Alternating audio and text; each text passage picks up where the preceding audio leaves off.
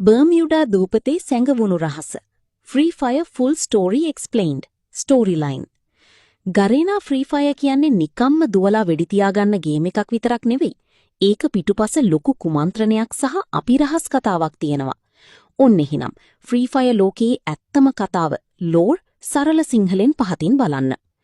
Free fire සැබෑ කතාව The Full Story. 1. ආරම්භය. FF සංවිධානය. ලෝකී අතිශයින්ම බලවත් සහ රහසිගත සංවිධානයක් තියෙනවා. ඒකේ නම FF. මේ සංවිධානයට ඕන වෙන්නේ ලෝකී ඉන්න දක්ෂම සහ ශක්තිමත්ම මිනිසුන් මේ එකතු කරලා පරිපූර්ණ මිනිසෙක් අල්ටිමට් හියුමන් නිර්මාණය කරන්න. ඔවුන් මේ සඳහා ජාන තාක්ෂණය ජෙනෙටික් එන්ජිනියරින් භාවිතා කරනවා.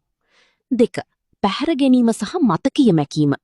FF සංවිධානයේ විසින් ලෝකයේ විවිධ ක්ෂේත්‍රවල දක්ෂයන්ව උදාහරණයක් ලෙස දක්ෂ දුවන්නන්, සටන්කරුවන්, හැකර්වරුන් රහසින් පැහැර ගන්නවා.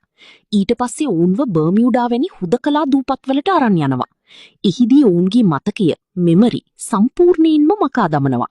ඔවුන්ට මතක තියෙන්නේ තමන්ගේ නම සහ තමන් සතු විශේෂ දක්ෂතා විතරයි. 3. මරණීය සටන The Survival Game. මේ දූපත්වලට ඇරලවන ක්‍රීඩකයන්ට එකම එක නීතියයි තියෙන්නේ. අන්තිමට ඉතිරිවන කෙනා ජයග්‍රාහකයා වේ. ඔවුන්ට ගුවන් යානයකින් දූපතට පනින්න සලස්වනවා. දූපත වටීට විෂවායුවක් The Zone මුදා හරිනවා. එමගින් හැමෝම එක තැනකට ගිනවා. මේ හැම දෙයක්ම කරන්නේ FF සංවිධානයේ විද්‍යාඥයන් විසින් ඔවුන්ගේ හැසිරීම් නිරීක්ෂණය කරලා හොඳම ජාන තෝරා ගන්නයි. ප්‍රධාන චරිත කිහිපයක පසුබිම.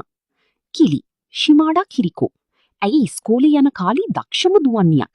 ඇයව පැහැරගෙන ඇවිත් මේ සටනට දැම්මා. ඇය හයාටෝගේ නෑදෑයෙක්.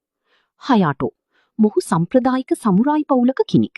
පවුලේ ශාපයක් නිසා ඔහුගේ ශාරීරික අමුතු බලයක් තියෙනවා. FF සංවිධානයට ඕන වුණේ මේ බලය පරීක්ෂා කරන්න. මොකෝ ලෝක ප්‍රකට හැකර්වරියක්.